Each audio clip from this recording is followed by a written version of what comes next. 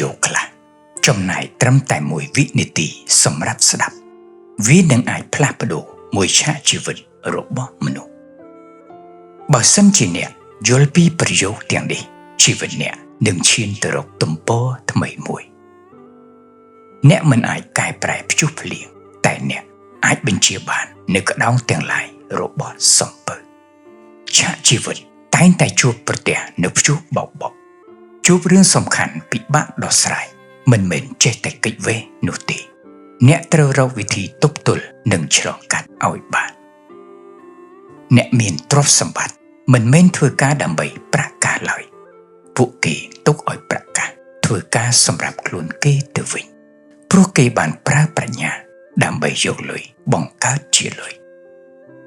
គុំនិយាយពីគម្រោងរបស់អ្នកប្រាប់អ្នកដទៃពីព្រោះពុំមែននរណាសុទ្ធតែចង់ឲ្យអ្នកបានទទួលនៅជោគជ័យនោះទេ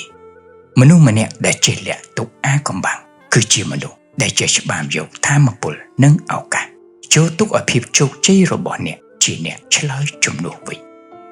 បើសិនជាអ្នកចង់ដើរឲ្យបានលឿនចូលអ្នកធ្វើដំណើរតែម្នាក់ឯង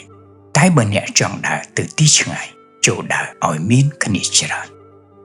មនុស្សឯកោអាចមានជ័យជំនះខ្លះនៅក្នុងសង្គមប៉ុន្តែប្រទេសមួយដែលខ្លាំងក្លានិងរឹងមាំពុំមែនពឹងផ្អែកទៅលើមនុស្សម្នាក់បានឡើយវាសនាល្អមិនបានផ្ដល់ឲ្យប្រភេទមនុស្សដែលរស់នៅក្នុងក្តីស្រមៃនោះទេ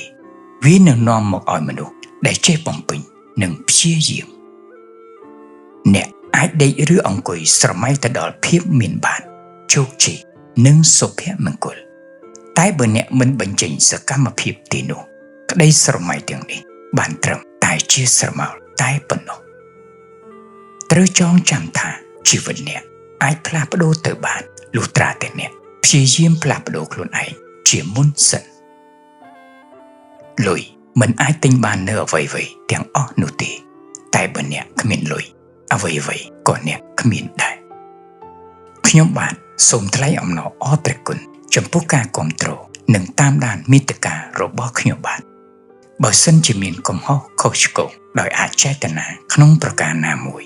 សូមបងប្អូនមេត្តាខន្តីអភ័យទោសខ្ញុំបាទសូមជម្រាបលា